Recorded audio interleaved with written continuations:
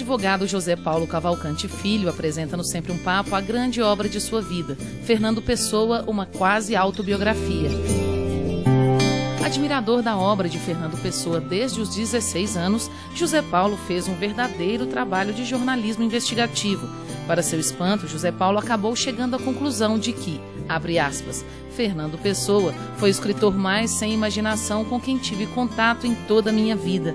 Ele viveu tudo o que escreveu, não inventou nadinha. Fecha aspas. Fala um pouquinho pra gente sobre essa paixão aí, sabendo também que o Brasil inteiro está assistindo. Vou começar pelo começo, o Afonso. É o seguinte, a obra de Pessoa já está bem estudada, por, sobretudo, autores portugueses. O homem não, o homem permanece um desconhecido. Comparando a grandeza da obra, a insignificância da vida, Pessoa viveu a vida inteira num quadrado de 4 quilômetros, sem nunca viajar e nunca sair de lá. O mexicano Otávio Paz, Nobel de Literatura, disse que em Pessoa a vida é a obra é a vida. Isso é verdade, mas não é verdade inteiramente, porque por trás da obra há um homem que dorme, acorda, se veste, trabalha, almoça e sonha. Quem é esse homem? Saramago se pergunta no início da apresentação de um livro de Saba que retrato de si mesmo pintaria Fernando Pessoa se, em vez de poeta, tivesse sido pintor. Certamente não um retrato apenas, muitos. Por isso, tantas vezes e de tanta maneira, se tentou definir este que procurou ser espectador da vida sem se misturar nela, como um anjo marinheiro, um desconhecido de si próprio, um estranho estrangeiro, um estrangeiro lúcido de si mesmo, um homem que nunca existiu. E houve um momento mágico, que foi onde o livro, foi na metade do caminho, onde, na verdade, o livro começou, que é o seguinte: é comum em escritores que você use o nome de um amigo para dar um personagem, para retratar experiências que você vivenciou, para pôr no seu romance. Isso é comum. Mas nunca houve, na literatura, alguém que pegasse a vida inteira e colocasse tudo em Pessoa e a vida dele. Pessoa só escrevia sobre a vida dele. Então, quando houve esse momento mágico, aí eu reli as 30 mil páginas que ele escreveu e tudo fazia sentido. Eu já conhecia bem a vida, mas aí foi quando o livro começou de verdade, porque eu percebi que a obra de Pessoa é um testamento. O testamento da vida dele é espera de ser desvendado. E ninguém tinha percebido isso. Então tudo se encaixava. Conheci Fernando Pessoa em 1966 pela voz de João Vilaré. Foi o começo de uma paixão que até hoje me encanta e oprime. Pouco a pouco fomos nos apaixonando. Leio frases suas hoje como se tivesse estado ao seu lado quando as escreveu e chego a pressentir as reações que teria perante algum fato do cotidiano. Quando eu estudei o diário dele, uma coisa que me impressionou muito é que ele escrevia: hoje sem jantar porque não tinha dinheiro. Então, ele é uma pessoa com tão pouco dinheiro que ficava sem jantar. Mas como é que se vestia? Sapato. Comprava sapato na sapataria Contente, Praça do Restaurador, lugar de rico. Meias, lenços e camisa. Usava uma camisa branca gomada.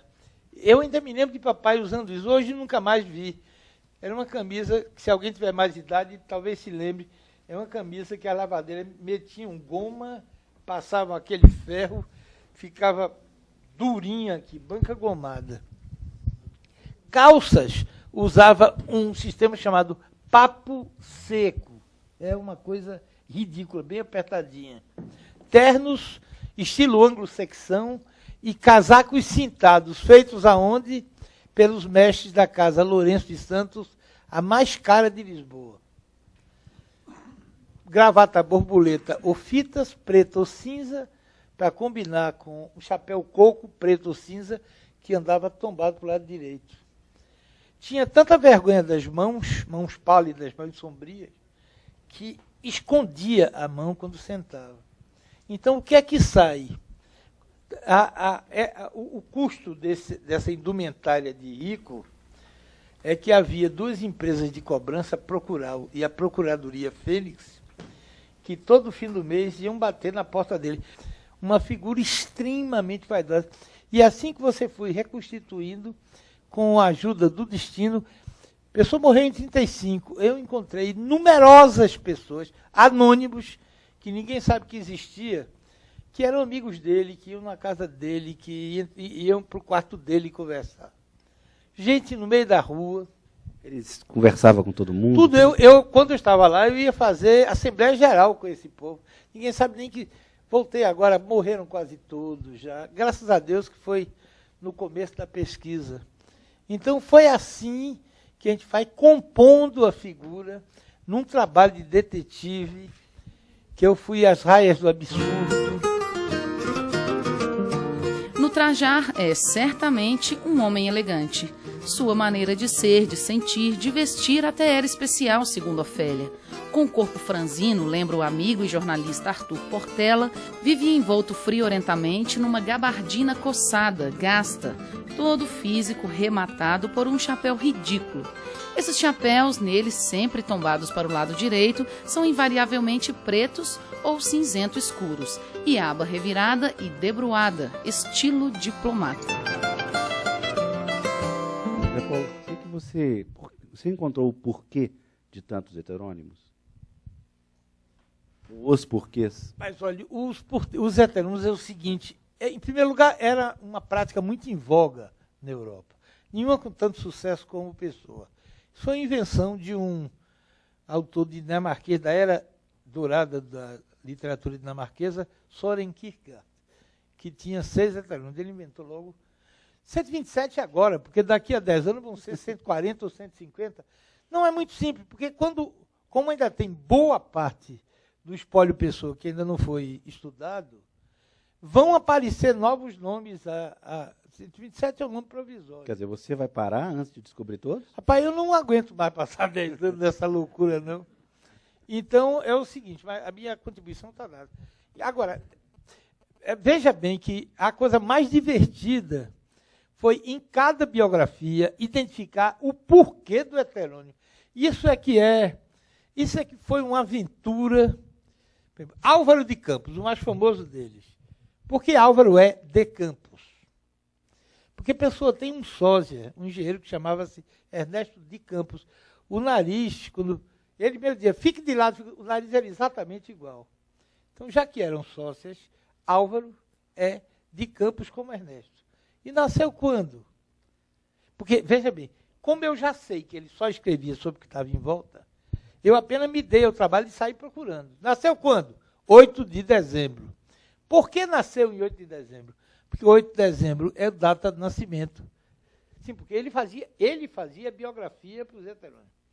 Então, na biografia de Pessoa, Álvaro de Campos nasceu em 8 de dezembro. Por quê? Porque 8 de dezembro é data de nascimento de Nietzsche e de Virgílio, duas admirações literárias dele. E aí, ele vive com 2 tias velhas. Por quê? Porque Fernando Pessoa viveu sempre com 2 tias velhas. E visita uma cidade da Inglaterra chamada Stratford-upon-Avon. Por quê? Porque lá era cônsul essa de Queiroz, que a pessoa admirava. E Álvaro de Campos era o quê? Era engenheiro naval. Por quê? Porque o genro de tia Anica, que dormia no quarto de lado dele, era engenheiro naval. Aí Álvaro de Campos viaja pelo Mediterrâneo e para numa cidade. Vai parando na cidade. Por quê? Pessoa fez 2 vezes essa mesma viagem. Em 1907 e 1915. 10 e 15, quando voltou. Só que, diferentemente de Pessoa, que foi até Lisboa, o Álvaro de Campos para em Marsella. Por quê? Porque Rimbaud, que era outra das grandes admirações literárias dele, também fez essa viagem, e Rimbaud nasceu em Marsella, sem uma perna, onde morreu. Então, o mais divertido nos heterônimos era descobrir de onde vinham os nomes e os dados da vida, e eu encontrei em quase todos, porque eu sabia onde procurar, que era em volta da vida dele. No fim da vida, o Pessoa não dava já maior importância aos heterônimos, embora os meninos ainda gostem muito, e eu escrevi o livro, sobretudo, para estudantes, etc., mas não acho que seja uma coisa que a gente deva perder muito tempo. Zé Paulo, se você conseguiu assim, reproduzir a rotina de escritura dele, dia, horas, manias, essa coisa toda? Primeira mania, eu até sugiro a você, ele só escrevia de pé. Isso é bom para mim. Para quem tem problema de costa, é extraordinário. Escrevia de pé, ele teve chance de ter ótimos empregos. Tem que situar um pouco Portugal. Não, recusou todos, tem que entender Portugal. Portugal tinha, 2 anos depois dele nascer, no censo de 1890, tinha 300.229 habitantes. 1/3 era analfabeto. Uma quantia mínima sabia escrever decente e quase ninguém falava outra língua. Pessoa que estudava, era português, estudava em casa em francês com a mãe, foi para a África do Sul e passou 10 anos falando português. Ele escrevia inglês melhor do que os sul-africanos que falavam inglês. E estudou alemão. Então, numa sociedade em que as pessoas eram analfabetas ou semi, ele falava um português castiço, ele falava inglês, francês, alemão. Inglaterra era 80% do comércio de Portugal. A França era 15% e a Alemanha menos de 5%. Ele cobria as 3 línguas. E sabia bater a máquina. No século XX, que começa, 3 entre 4 habitantes de Lisboa não sabem ler. E só bem poucos falam alguma língua estrangeira. Diferente dessa multidão de quase analfabetos, Pessoa conhece bem francês, língua na qual foi educado pela mãe, e era indiscutivelmente um homem culto. Dada essa formação tão qualificada, poderia mesmo aspirar a emprego de bom salário, mas não aceita diversos convites que lhe são feitos. Há um verso de Pessoa que eu sempre achei que estava errado, viu, Afonso? É o seguinte, o poeta é um fingidor.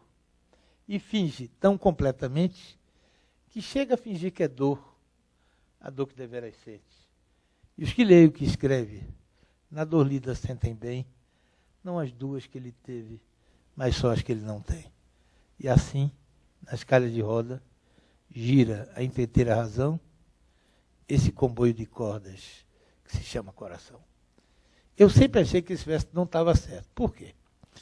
Vamos ver do começo. O poeta é um fingidor.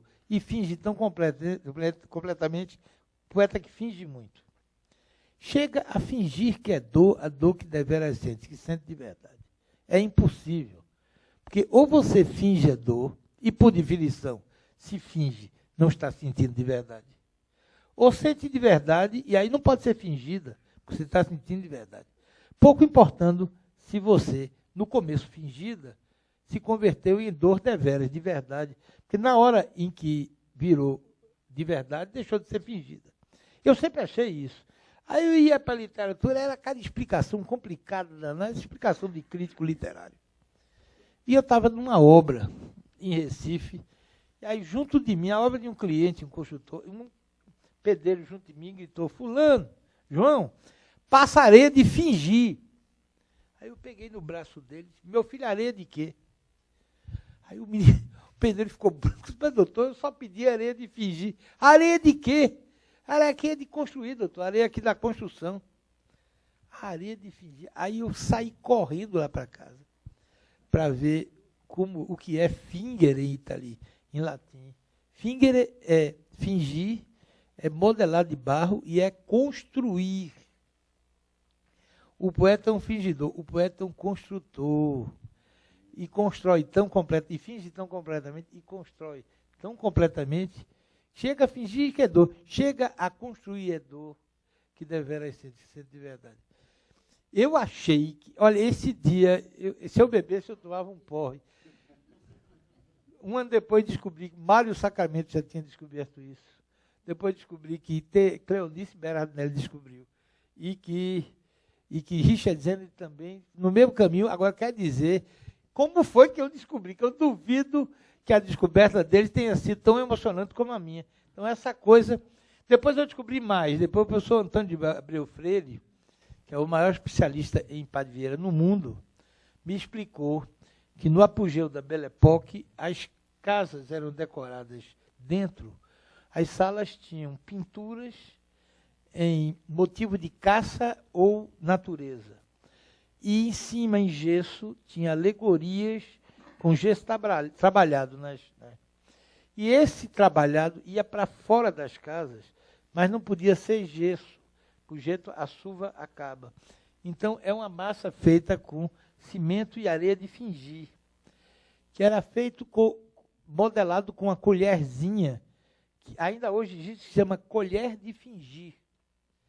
E os profissionais que faziam isso vieram do Porto, eram especialistas, artesãos de altares, e começaram a fazer, para ganhar dinheiro, essas alegorias em casas de rico, e a profissão dele era de fingidor.